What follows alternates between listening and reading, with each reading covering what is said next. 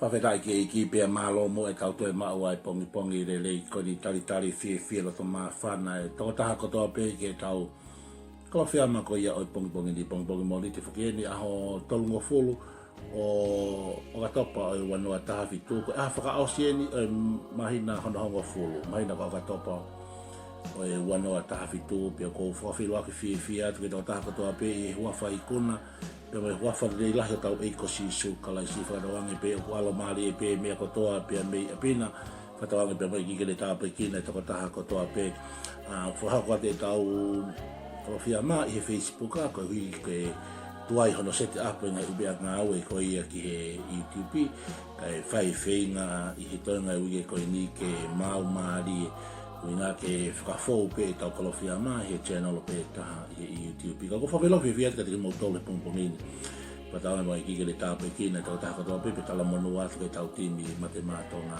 ko hui ko ikuna ko ia ane afi pia mai whiau ko ia lo tonga whakatele ko ia i Lusila pa mo Australia i he akapululi ki tala monua te kati motol i toinga hiwa inga ko i wikeni ka o mafoke wiki kahao. Whawhetai mua ke o tua ne taloi mo whiumi tau mahi mo ui tau tue tu utale rei mai ei ki he aha whakaosi o e hawhulu mahi nai whanamanga koe ni. Tō ai a whi mai mano he ma mai mata o e tala e sa me hiwa taha version o fitu kai whawhetai kai ke aha kovi ofi ko talu mo fuanga koe ke lesi pe ai o tua au tatu uta he aha koe ni. Lako whawhelo ake te kati motori hua whai o si sukalai si le soni o e Kalofiama pungpungini ka tau pia me taha e tau ngai le soni ko ia o e weekend toi Siosiua pake wahe ko ia hono tolu to mai ves taha wa pia me taha tolu ko ia taha pia e tau ngai le soni ko ia weekend i te unga ake e ririu ko ia o ngake e Thomas Wesi Siosiua wahe hono tolu ves taha wa mo taha tolu wakai ko e Puha o e Fuakava a sihova o mamani kotoa pe e alu mo ai i ho mo ao ki loto soatani. Pe a ko eni mo whiri ha kautangata toko hongo fulu maa toko ua me whaahinga o steri.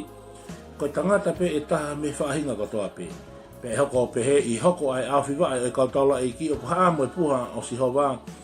Ko eiki o mamani kotoa pe e tuuia ki he vai o soatani e mo tuhi rewa ai vai o soatani me he vai o kutawhi fo.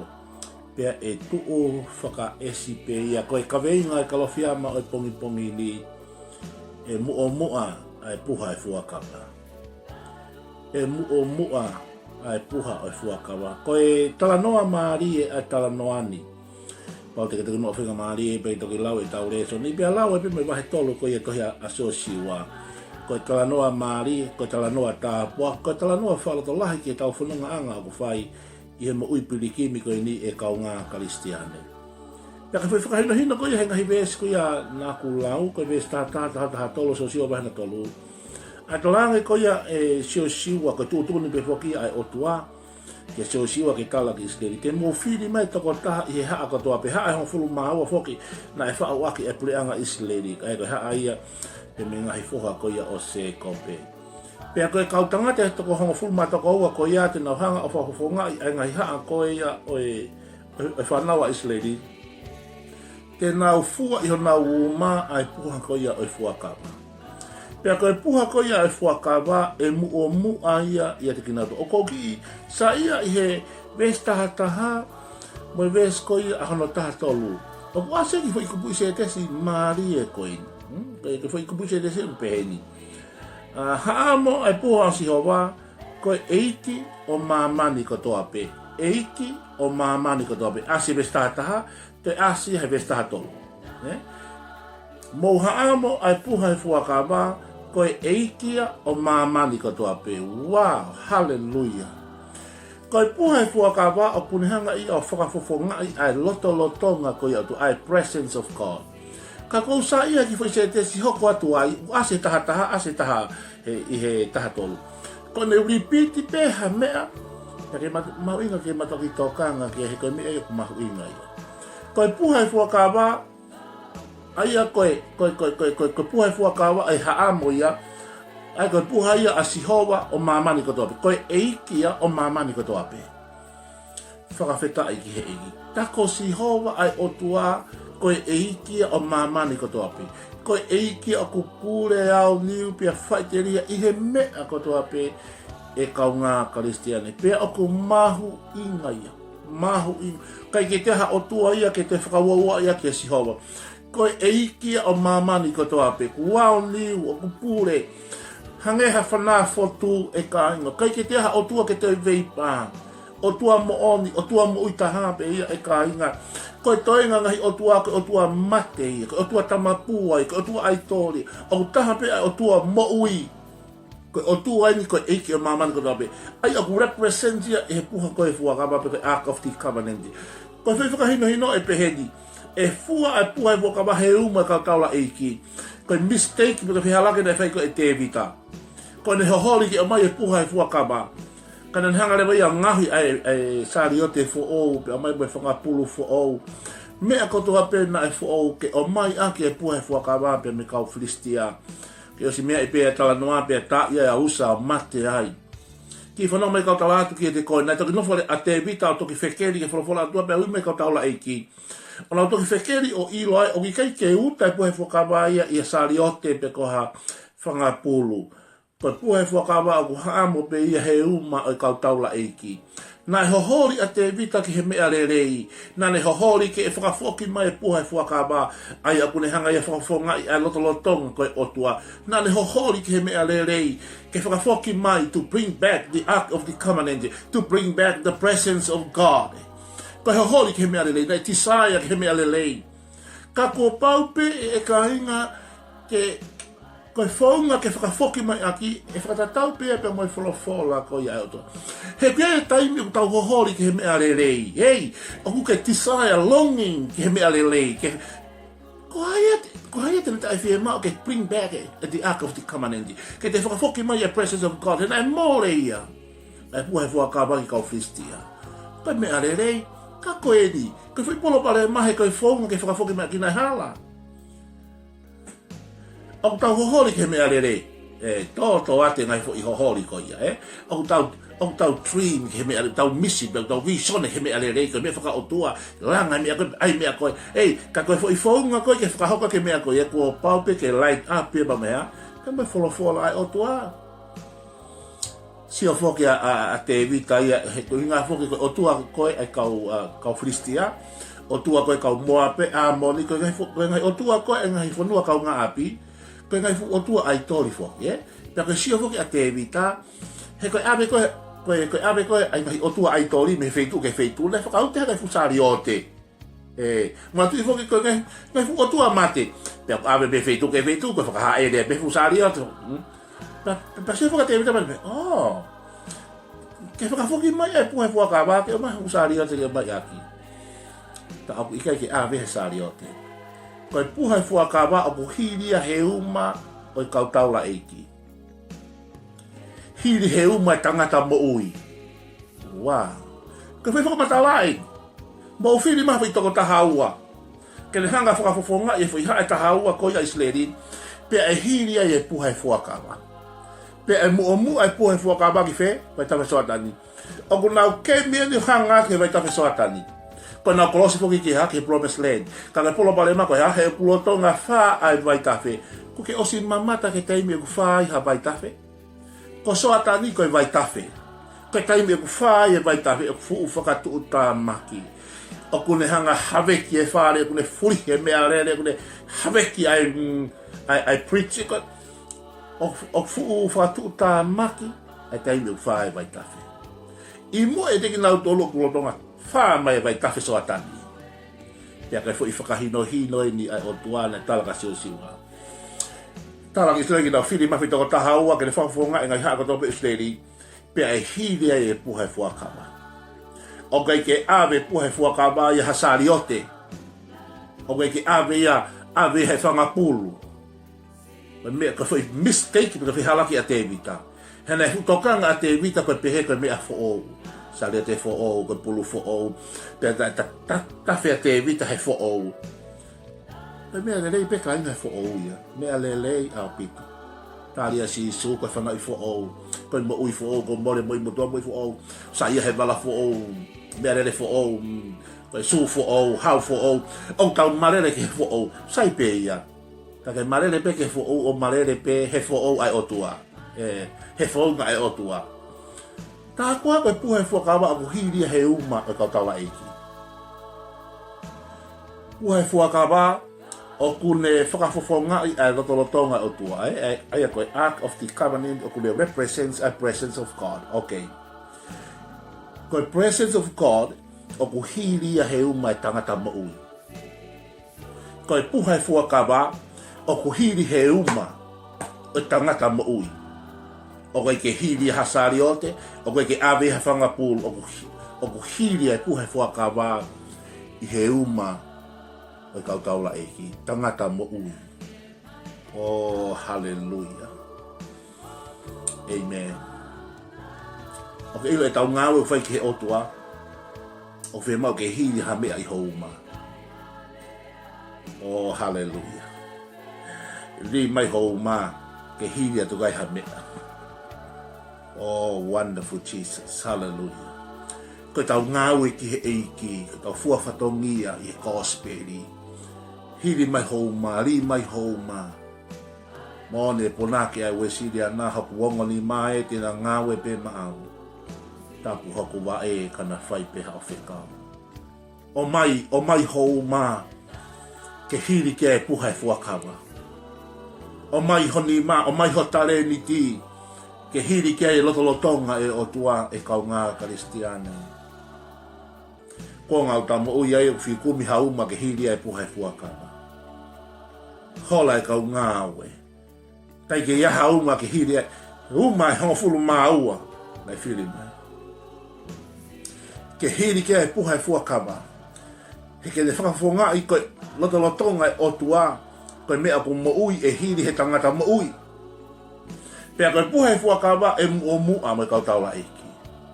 Koe ka veinga ia oi ahoni. Koe ta tuuta mai ki aha whakaosi hong fului mahina e wanoa taha fitu. Ka ta whakaene atu ke ta manga ki aha uluaki o hong fulu mātaha o whanonganga e tau koe ni. Koe ni kautala noa atkere koe. Li mai hou mā ke hiri atu ke puha e Fuakava. Ke tau kolosi. Mi o ka topa ki Novema hangeha tau kolosi i sotani. Tukuange ai puha e Fuakava ke mua ia. Pau te toi hanga paraphrase ke te whaingofua mo te mahino ange. Tukuange ai lotolotonga o otua ke alu mua. Oh, hallelujah. Tukuange ai lotolotonga o otua. Ke tau alu ake aho whaka au si ke aho uluaki o Novema. Tukuange ai puha e Fuakava ke alu mua. Ia ke whakamatala maari e mone ngahi vesi.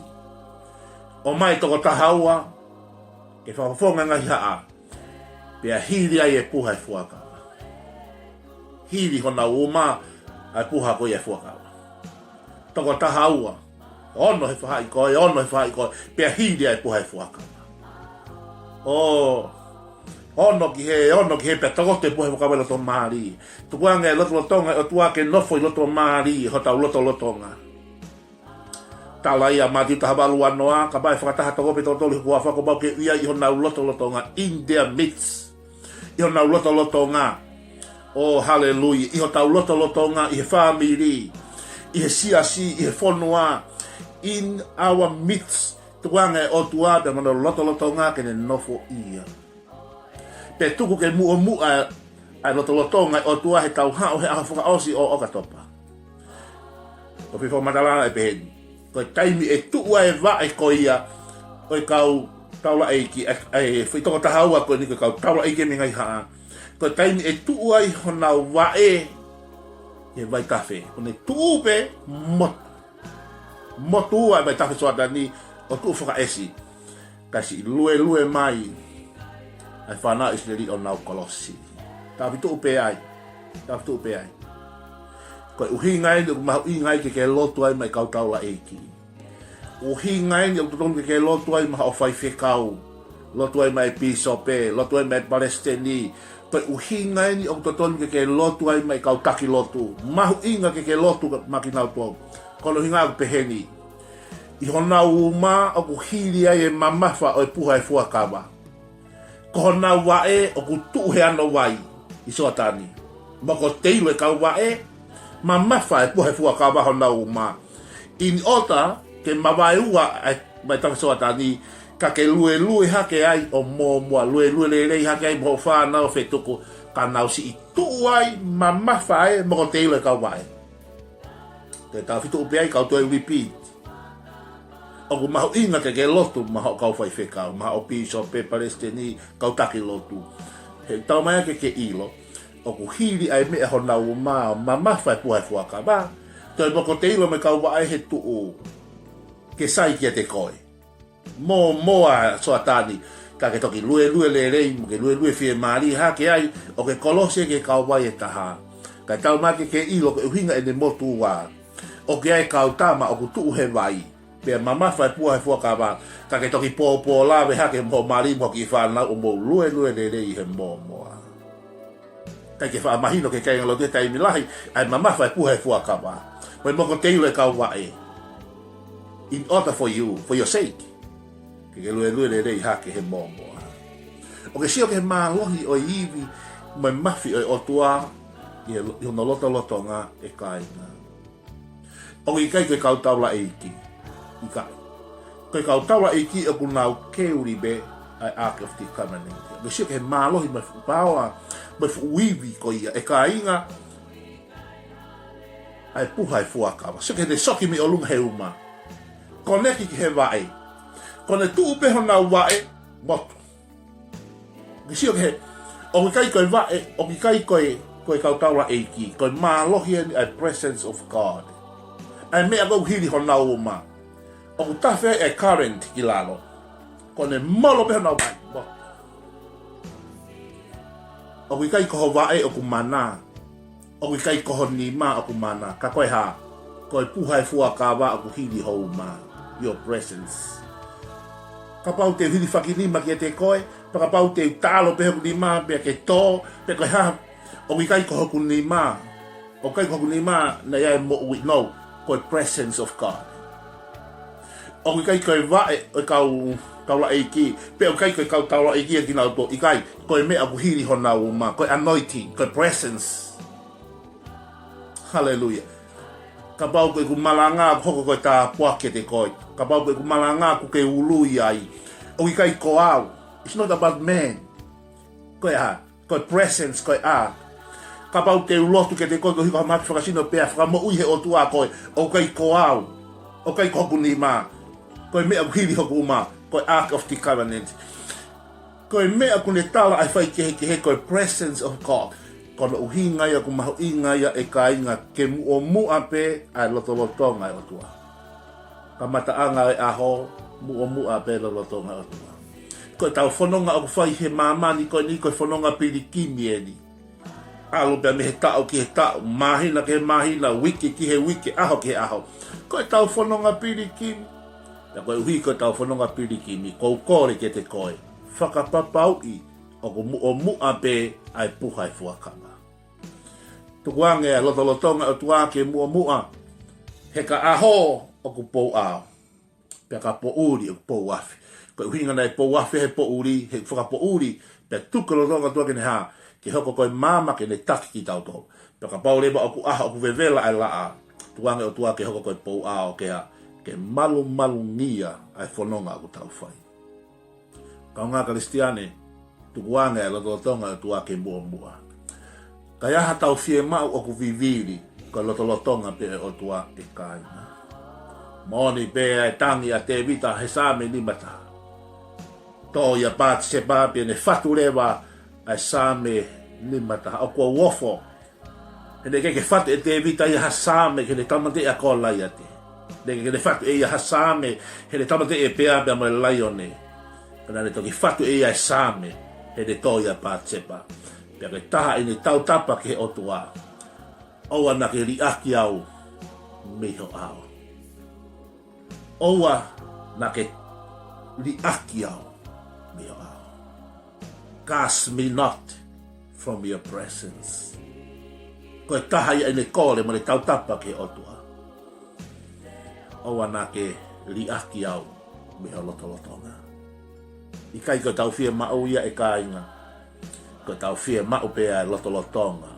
alo mo lotolotonga o tua he ahoni tuku lotolotonga o tua ke mu ai he ahoni mua ia he family, mua ia he siasi, mua ia he whonua, io e alo maari e whanonga anga hema mai matau. Koe taimina e molo e wa e kau taula iki, i he vai tawhi soana, i hene wha e vai tawhi. Matu. Whakawheta iki mana. O tau whie mau ai mana, mea whakaofo ai otua. Matuhi ai vai tawhi soa tani, matuhi mau i haveki, pia like e ngai kovi ai whiri, o ku whie mau ke hiri ha mea i ho tau umaa. O mai hou mā ke hiri ai Puha e Fuakava. He koe ke ave Puha e Fuakava i hasari o te who'ou. O ku kumi he o tua hauma ke hiri ai Puha e Fuakava. He koe Puha e Fuakava ko lolo tonga o tua ko o tua mo'ui. Pe whi mau ke hiri he tangata mo'ui. Pa koe ke ngata me koe mo'ui hosi no. Pau toi ope tuha tangata ku mo'ui hono lau maari e. Pa koe mo'ui hono lau maari koe tangata koe usfakato mala koe stalia sisu. Koe hawhi whini e whi mau ke hiri ai uma. Koe uma o tua taha po si mo'ui. Connect. No lau maare mo lau maare o tua. Pe tukuanga e Puha e Fuakava. Ke mua ia he tau whanong anga. Aho whaka osi. Te mahina ko o katopa. Pe ka mua rewa e lotolotonga e o tua. Ko mana me me whakaofo. Ko hae vai tawhi wha. Ko whanonga ia e whanonga anga. Hae meo ke face pia mo ia he aho ni. Malo me ko vai tawhi e ku wha. Mata mata ku impossible. Mahape ko ai meo ke whihanga ngai pia mo ia. Tangata eiki whine eiki tala wau whine mui, mhape koe whamiri mo sias, kukai ki ulawe i koe hae mea, ka mata me ngai mea i mua i e te koe. Kai ke ila islere po hae mea e whai, he lotoka whae vai tawhi. Tukuange bea e Puha e Fuakava, te mua. Pe e motu e vai tawhi katoa be. Koe hae mo unga e halafa, koe hae sai niti o ke Facebook, koe hae beha mea, o ke whihanga i bea mo ia. E mana e otua. E tai no mua e Puha e Fuakava. Koe ka veinga o e ahoni. Tukuange ai Puha e Fuakava ke mua. Tukuange e lolotonga o tua. Ke mua ia he tau ngā ue. Koe whanonga au tau whai. Ta mai koe kulotu ia. Tā buaki e toko taha katoa pe pongini pe lang ia pe kuawha. Tukuange pe ke mua ai Puha e Fuakava mo lolotonga. E sisu kaisko alfa mui.